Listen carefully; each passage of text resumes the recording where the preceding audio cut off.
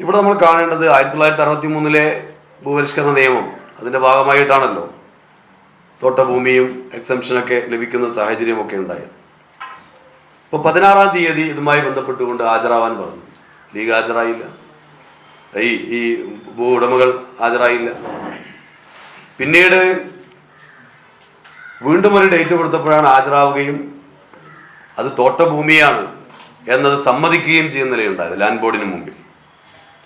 അപ്പം അതിലെവിടെയാണ് സർക്കാരിൻ്റെ ഇടപെടൽ എന്ന നിലയിൽ അവർക്ക് ആരോപിക്കാൻ വേണ്ടി കഴിയുക?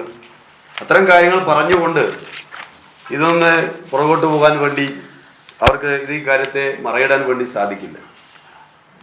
ഇപ്പൊ തോട്ടഭൂമിയല്ല എന്ന വാദം ഉന്നയിക്കുമ്പോൾ നമ്മളിതിൽ കാണേണ്ടത് ഇപ്പോൾ രണ്ട് ആളുകളുടെ പേരിലുള്ളതാണ് ഇതിൻ്റെ പഴയ സർവേ പരിശോധിക്കുമ്പോൾ കാണാൻ കഴിയുക. ഒന്ന് ഇബ്രാഹിം കണ്ടിലേരിയുടെയും മറ്റൊന്ന് കല്ലങ്കോടൻ മൊയ്തു വക്കീലിൻ്റെയും. ഇപ്പം 5 ആധാരങ്ങളായിട്ടാണ് ലീഗ് ഇപ്പോൾ രജിസ്റ്റർ ചെയ്തിട്ടുള്ളത്. ആ 5 ആധാരങ്ങളിൽ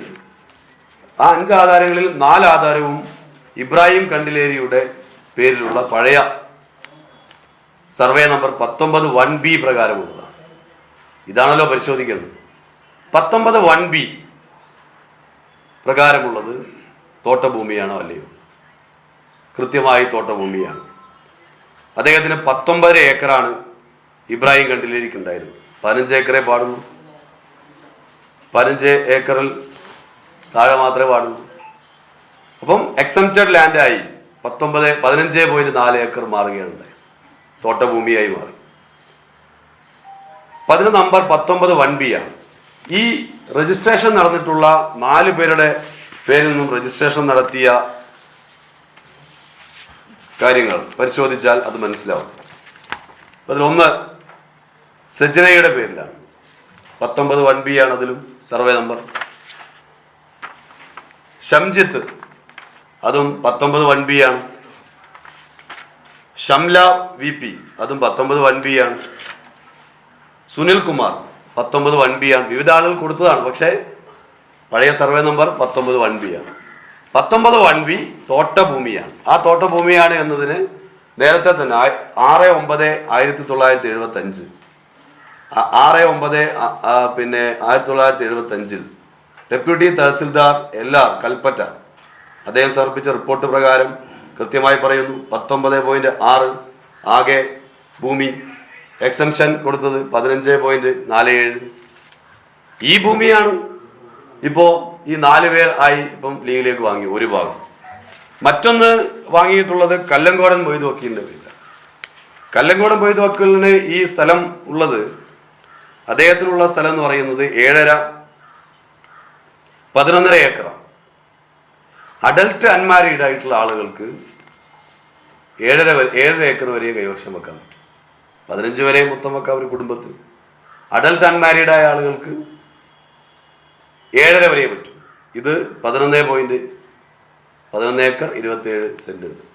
അപ്പം എക്സംപ്റ്റഡ് ലാൻഡായി. അതിൽ നിന്നാണ് ഇപ്പോൾ ഈ രൂപത്തിൽ 3 ഏക്കർ കൈമാറിയിട്ടുള്ളത്. അതിൻ്റെ പഴയ സർവേ നമ്പർ 563 ആണ്. 563 ഇതിപ്പം പറയുമ്പോൾ ഇപ്പോൾ വില്ലേജ് ഓഫീസർ കൊടുത്ത റിപ്പോർട്ടിൽ വളരെ കൃത്യമായി പറയുന്നു. സർവേ നമ്പർ 6 5 2/4 PT 3 PT 4 എന്നിവയിൽ ഉൾപ്പെട്ട യഥാക്രമം 3.25 acre, 3.84 acre, 0.98 acre, 2.20 acre, 1 acre ഭൂമി കോഫി എന്ന നിലയിൽ എക്സംപ്റ്റഡ് ലാൻഡാണ്. ഇതാണ് സംഭവം. ഈ ഭൂമിയിൽ നിന്നാണ് ഇപ്പോഴത്തെ രജിസ്റ്റർ ചെയ്തതിൽ കൃത്യമായി ഉണ്ട്, സർവേ നമ്പർ ഉണ്ട്. പഴയ സർവേ നമ്പർ 563 ഈ റിപ്പോർട്ട് പറയുന്ന 563 ഉൾക്കൊള്ളുന്നുണ്ട്. അപ്പം കൃത്യമായി തോട്ടഭൂമിയാണ് എന്നത് നേരത്തെ തന്നെ നമ്മുടെ മുമ്പിൽ ഈ രേഖകൾ പരിശോധിക്കുന്നവർക്ക് തന്നെ കൃത്യമായി മനസ്സിലാക്കാൻ വേണ്ടി കഴിയും. അപ്പം ആ നിലയിലുള്ള ഒരു ഭൂമിയാണ് ഇപ്പം അവരിതാക്കിയുള്ളത്. ഇപ്പോൾ ഇവിടെ 4 പേരുടെ നമ്മുടെ നേരത്തെ സൂചിപ്പിച്ച കണ്ടിലേരി ഇബ്രാഹിം എന്നവരുടെ മകൾ സജനയുടെ പേരിലുള്ള 1 ഏക്കർ 28 സെന്റ്, സുനിൽകുമാറിൻ്റെ 1 ഏക്കർ, കണ്ടിലേരി ഷംജിത്തിൻ്റെ 4.66 സെന്റ് 4 ഏക്കർ 66 സെന്റ്, കണ്ടിലേരി ഷംലയുടെ 0.92.46 സെന്റ്.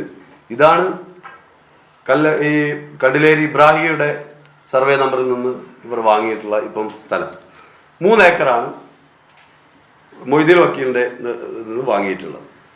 അപ്പോൾ ഇത് കൃത്യമായി തന്നെ രേഖയിൽ തന്നെ കൃത്യമായി തോട്ടഭൂമിയാണ് എന്നത് കൃത്യമായി തന്നെ അതുമായി ബന്ധപ്പെട്ടുകൊണ്ടുള്ള തെളിവുകളുണ്ട്.